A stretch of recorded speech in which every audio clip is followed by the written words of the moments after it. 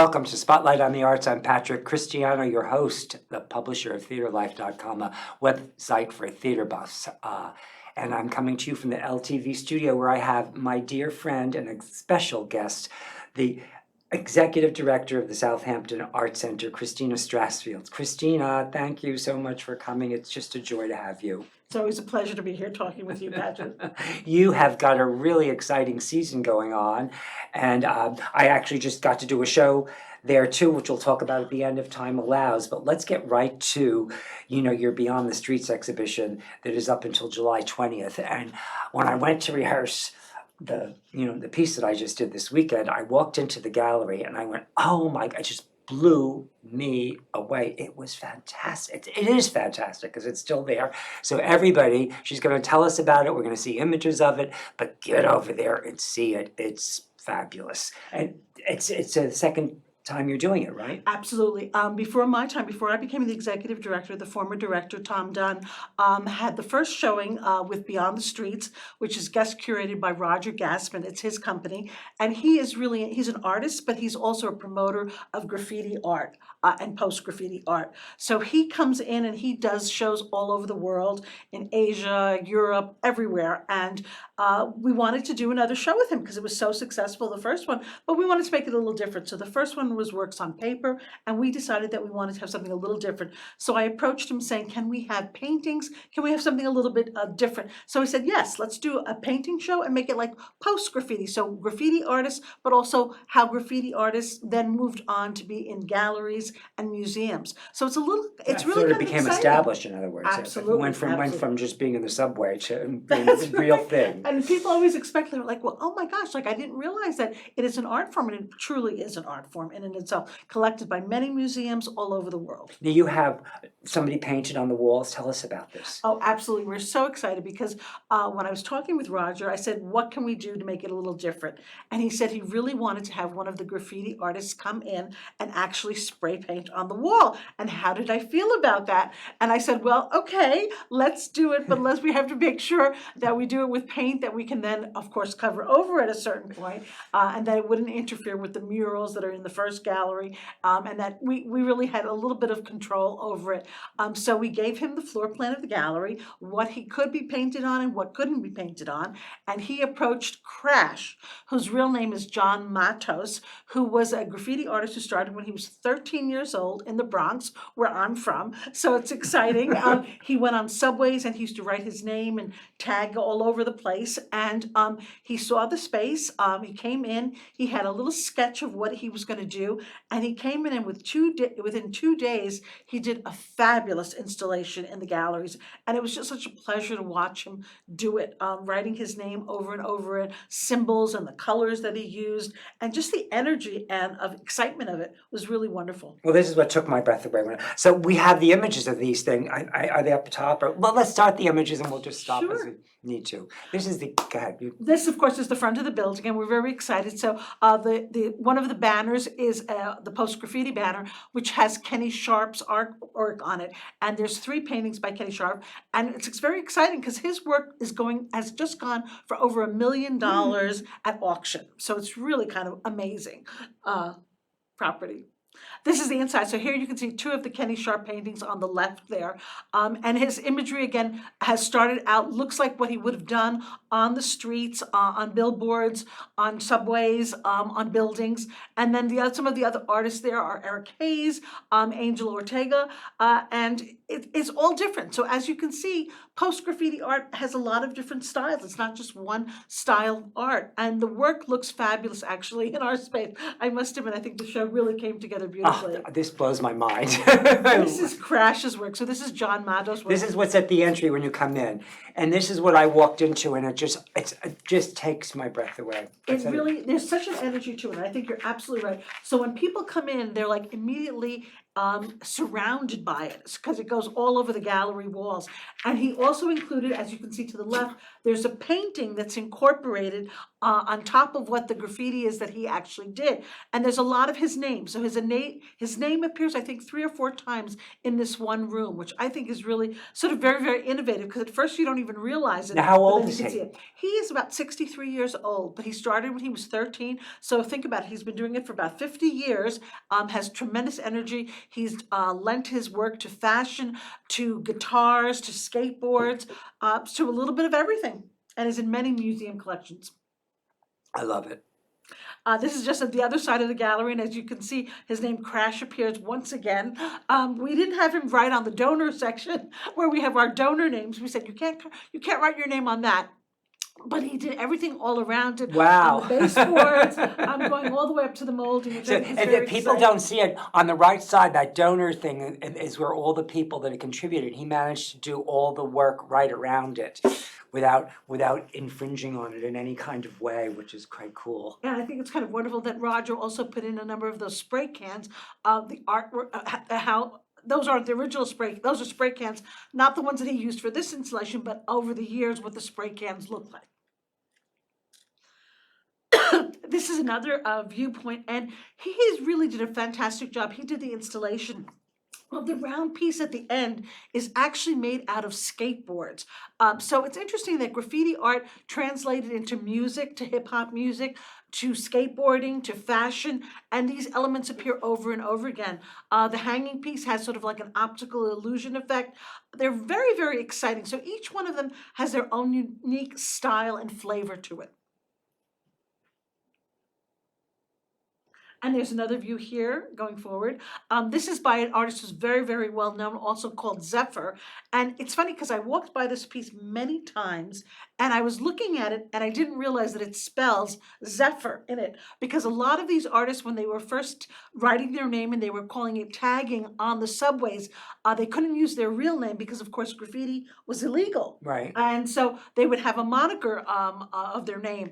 And only later on did we learn who these artists actually were and have their real names included. So when they became part of the established, How old is he? Do you have? he's probably in his 60s too. I think all of these artists, They're seasoned absolutely graffiti artists. Absolutely. And most of them started when they were in their teens. So they've been working for 40, 50 years. I love this piece. I remember seeing it too. These are just some more translations. Again, each one is kind of different. There are some sculptural elements in the show. This one artist on the right uses the eyes, constantly having sort of the eyes as the vision of the soul. So every time you're walking around the room, you feel like the eyes are looking at you in a really kind of charming way. And then this is our next show, what's happening coming forward. We're really excited that opening in July 27th and running through September 14th is a show called Couples Squared. And this is going to be guest curated by Phyllis Tuckman. And this is an Eric Fischel piece. It's hot. It's coming right out of his studio. So it hasn't even been shown at the gallery yet. So we're going to be the first time he's showing this particular piece. Wow. And so we're excited. How big is this? What's the size of this? This one is actually like 6 feet by, I want to say 6 feet by 8 feet. Because I know he paints big. Really large piece. And we're very excited because the idea is that it's all couples, husbands and wife, partners, partners who have passed away. And you're curating this, right? No, I'm not. Phyllis Tuckman, who is a woman that I worked with before. Phyllis Tuckman is curating, and she's just wonderful. I worked with her on several other shows, and it's really exciting to be able to have that opportunity to once again bring this forward to our community, because I think everyone's going to really enjoy it. Now, look, is this part of the new show? This is a show that we have currently up, which is called Abstract Organic Abstraction Sculptures on the Garden, because we have a beautiful property. It's 2.5 acres. These are behind where the theater is. So if you enter off the parking lot from the CVS and all of the stores, you can take that down while she tells us about it. Where all the stores are, you would walk in from the parking lot, and we have 6 different sculptures there that have been guest curated by Cheryl Sokolow. You were too busy thinking about your own play, which was very important. Selfish me. Absolutely, I missed no, a no. wonderful opportunity, But it it's a looks great like. opportunity for anyone to come by. There's wonderful benches. You can come, you can bring your lunch, you can bring your dinner, you can sit down outside and really just enjoy the beautiful nature that we have there. It's So really even with the spectacular. sculpture garden, then you show movies on top of it. We do. Because you have an extraordinary movie schedule that's coming up this We do. summer I'm too. very excited about that. Do we want to launch? I mean, I don't. What we have? I transgress. What's the next image?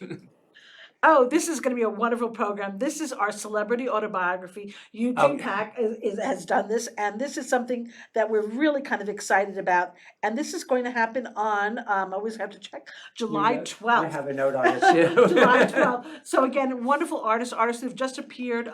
John Slattery, who just appeared at Bay Street. Susan Lucci, Talia Balsam. I was getting her name wrong. And Richard King. Kind. I'm sorry, Richard Kind. These are wonderful actors, and of course, as you know, with celebrity autobiography, They read the celebrity autobiography book. It's really very witty. It's very amusing, and they all fill it out. And they're things that you would never imagine that these celebrity people said. That are so off the wall, kind of. we have to get you to be in Power Celebrity Autobiography. You'd be perfect for it. I know I would. Absolutely. Another season. But thank you for this. Getting to do true there. Let's go. Let's see some more of the images. Oh, and Melissa. We're so excited that we're going to end the season with Melissa Errico, the cabaret singer par excellence, on September 1st. She will really sort of close out the summer season. We're open year round and we have programming year round, but she is so dynamic, has done Sondheim, has just done everything Broadway, and she is someone who, if you haven't seen her perform, you must see her perform because you're going to be so entertained and inspired and really energized. And what makes her, you can take her down too for a minute. What makes her really special is she's a wonderful actress too. So her songs, besides having this terrific voice, she imbues the story of the song. Becomes, but she's got a powerful voice. She's gonna blow the roof with that. She absolutely She's does. gonna be outdoors. She's gonna be outdoors. I think she needs to. And she's gonna have her accompanist there, and there's gonna be 2 other musicians. So we're really kind What's of the date excited. again? Excuse me. The date for The date that is gonna be September 1st. September 1st. That's one not to miss. That's a really good show. Absolutely. Yeah, really she's fun wonderful. One. Yeah. Let's go on. What else do we have? Oh, Barry wants to come see this. Of course. I think it's going to be so exciting. We're Thursday evenings. We're going to be doing family films, and we're starting off with The Wizard of Oz. And if I remember seeing The Wizard of Oz, of course, on TV. How many times we've all seen it? And these are going to be outdoors. Outdoors. You can which bring is your fabulous. blanket. You can come. Kids can wear their pajamas and get ready for bed right afterwards. But what's so wonderful to see it on a big screen. We all see it on our television sets, our computer screens, but to see it on the big screen will really, really be fun. It'll be surprising. Those flying monkeys on the big screen are a little bit scary, but again, to see it, I think will really enchant everyone. I've already circled my calendar for this one. Perfect. And we've got Shrek and a whole bunch of other wonderful family films, and we're going to do documentary films on Sunday evening. We have more slides about the films, or we want to tell them what they are? Yeah. Let's see. They're in the slides, are they? This is a film by Lana Jokel, the filmmaker, and it's on the artist Alice Hope. So this is part of the documentary film series, which is really wonderful. Alice is a fantastic artist. I did a show with her at Guildhall when I was there, and I also did a show with her at the Amagansett Life Saving Station. Her work is innovative. She uses mattresses and cans of soda can lid. You can take that down while the she clippings. And again, these amazing, the blue tape, the painter's paint. She's just so innovative. So I think that when people see the film, they're going to be so inspired by the work that she does. How long has she been doing her work? She is probably, I don't know exactly how old she is. I'm going to say she's been doing it for at least 30 years. For at least 30 years. So she's another season. And she's another season. She's shown at the Queen's Museum. She's in a lot of collections, private collections and public collections. So she's definitely a rising star. I think she had gotten an award as the Woman Artist of the Year, and really someone whose work will be exciting for everyone to see, and a whole completely different when you're used to seeing traditional artwork. And we have more films, I believe. This is a talk. We're going to have Wilbur Ross. He's just printed a book and he's just published a book, and he'll be speaking at as well. So again, we have a series What of day- book, what day? and Wilbur Ross is going to be speaking on. He is going to be speaking on August 23rd. And I think that's going to be exciting for people to actually, such an important person in our for our economy, and everything. yeah. So again, someone whose politics are, are interesting. How well are they well attended to? I mean, because a lot of people don't pay attention to this kind of stuff is what concerns me. So I'm wondering, I'm curious. I appreciate you saying that. We do all of these, most of the programs are for free. If you're a member, all the films are for free. So it's worthwhile for you to become a member of the Southampton Arts Center. You hear that? Which For is free. fantastic, for free. Membership All of this stuff for free. Membership is very low, so it's really worthwhile. And you're going to see world-renowned people, speakers, and hear from people that are changing the world. So why not come and be inspired and learn something and be entertained at the same time? Well, you're changing our world out here by bringing all this for everybody to see, and you've been doing it for a long time. I thank you. Thank you for allowing me to promote it, because I think, as you said, a lot of people don't know. So having LTV and having the opportunity to be on your program and let people know that these things are out there and they're available to everyone. And you have another film, I don't know, the May Mugen film, the lifeguard film. Yes, that's coming up very soon. Let's see what else, let's go. I'm sorry, I'm jumping ahead. I always go. This is Ramblin' Dan. We also have a children's program. He is a singer, and he comes in on Tuesdays, and he does classes from 9:30 in the morning to like 4:30 at night. And it's interactive. Time out. It comes in when? He comes on Tuesdays, and it's from 9:30 in the morning till 4:30. He has 1 hour sessions, and he gets these little kids up and dancing and clapping and singing, and it's all so day? wonderful. All day long. I don't know how he has the energy. And the energy that he has in the morning, he still has the energy. Is it like a daycare, or is it a class they come to? No, the people come with their parents or caregivers. But do they drop the children off? No, or they stay with them. They stay with them. They stay with it. So You bring a blanket and you sit there and you have a good time, and it's so much fun. It to see sounds these little kids outrageous. That's why I want to jumping stop up and it. So what? Tell them again. What the day? Tuesday. Tuesdays, and it starts at 9:30 in the morning. And there's different sessions. Like they're usually an hour. Did you reserve ahead of hour. time? How does it It's work? better to reserve ahead of time. Yes, This sounds like a cool thing to do with your children. Absolutely. And the kids are so inspired. And, having them exposed to the arts early on, whether it's the performing arts, the visual arts, or music, is what gets them hooked on the arts for life. So it's really an important thing. So I went to the theater the first time when I was 8. It's, I was inspired by it, yes. Absolutely. Get Thanks your your children whole out life. to the arts. Absolutely. At Southampton Arts Center, too. Let's move on. Time is going. Zibby Owens. Zibby Owens is a author herself, and she has started during COVID. She started a whole online sort of book club, and this has launched into a whole book empire. And 2 of the books that she's published, her book, and 2 other authors are going to come join us, and they're going to be speaking on August 9th for us. So that's going to be an exciting event. Let's take that, Jess. Let's stop for a second. Now, she started the book club, right? Yes. Now, is she a writer too? She's a writer also. Are some of her books in the book club too? Yes. Okay. So, absolutely. That's very interesting. And then the book club started publishing work? Yes. So she started publishing the works by authors that she was inspired by, and it's just taken on a whole life of its own. So she's also starting the book club. She turned into a publisher. Absolutely. And I guess in California, there's a store that's her own bookstore that also does sort of like weekly readings with these authors, which is fantastic. And the authors come and read their own work. Oh, that's beautiful. Yeah. That's lovely. Wonderful. Gorgeous. Fabulous. Yes, thank you. Let's move on. Let's see what else we're going to happen at Southampton Arts Center this season. I just wanted to show everyone, this is part of the beautiful grounds. This is a large poster that was done by the Guerrilla Girls. So again, the graffiti artists did a lot of posters that they would put up, the banners that they would put up, stickers, and this is talking about wealth and power, and how wealth and power can influence what goes into museums, what goes into galleries, which artists make money, and which artists can make a living.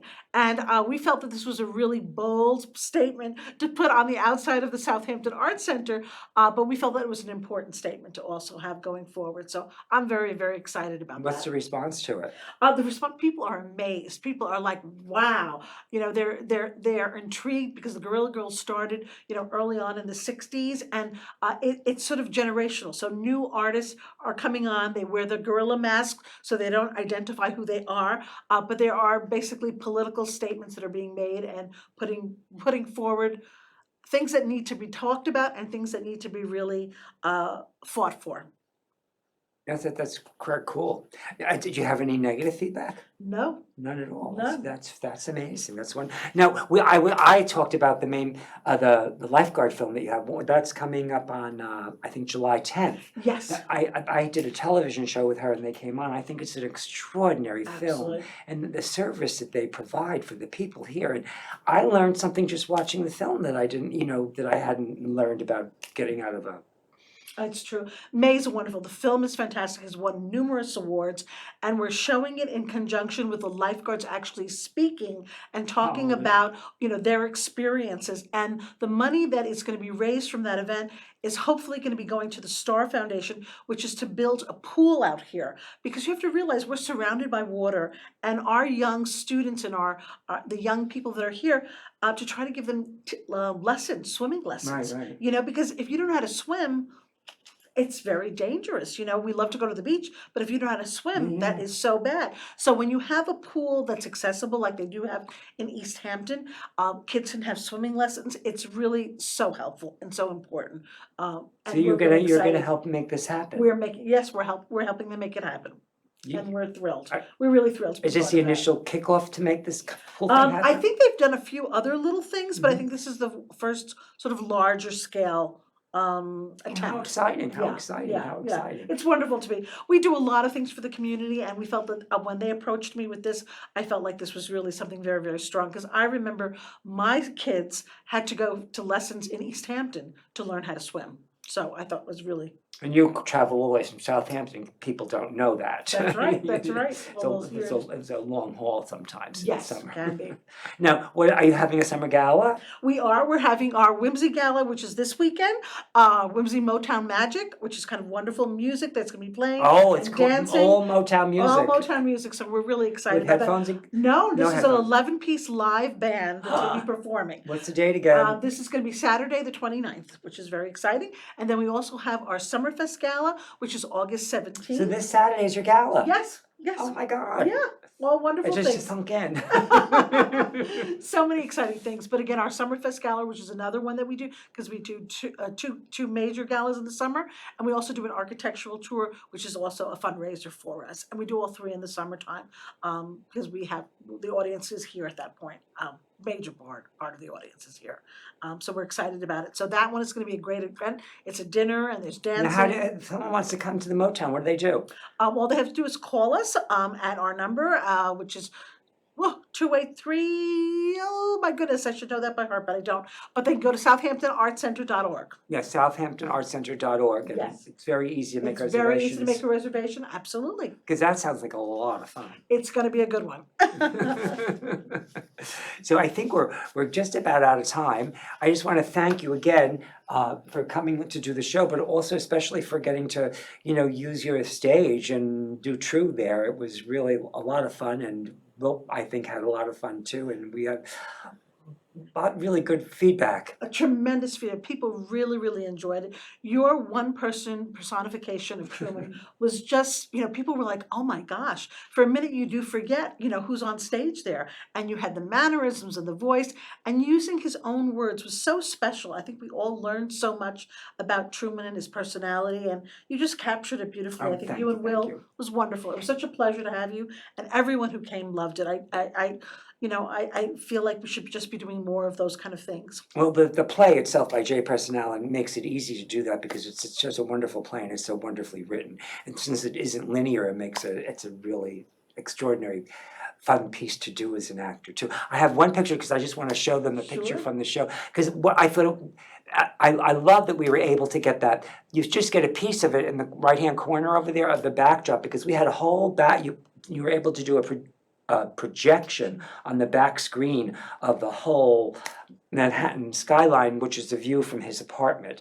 And I thought that was extraordinary, the little things that we were able to add to it. So thank you for the opportunity. You could take that down. That's I good. think with the minimal amount of accoutrements that you had, the chair, the table, you just made it all come alive. Well, You know, thank you. it You're really was sweet. wonderful. Your hat, your scarf, your robe. It really, it all came together so beautifully. I really thank you. Well, Thank you. but And thank Will. you're doing, are you gonna continue doing play readings? What's it? We are, Center Stage Theater, which is a group that is a community theater-based group, is coming in, and they're gonna be actually doing Truman Capote's Thanksgiving play in November, and in December, they're gonna be doing his Christmas play, so it'll be a Truman Capote season. Then it was fun to work on that stage because you had interesting lighting effects we could work with too that Will pulled up, so it was terrific.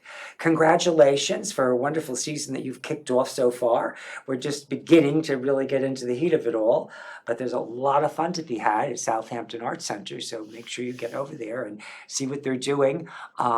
Anything, we got 2 minutes, if we want to tell them anything else in 2 minutes, or we I can. just wanna say that they should really look at our website. Our website has everything up. You can purchase your tickets, you can Oh, buy your I want to tell membership. them about Mahjong. Oh, yes, our But it gets Mahjong, sold out all the but time. Mahjong is sold out already.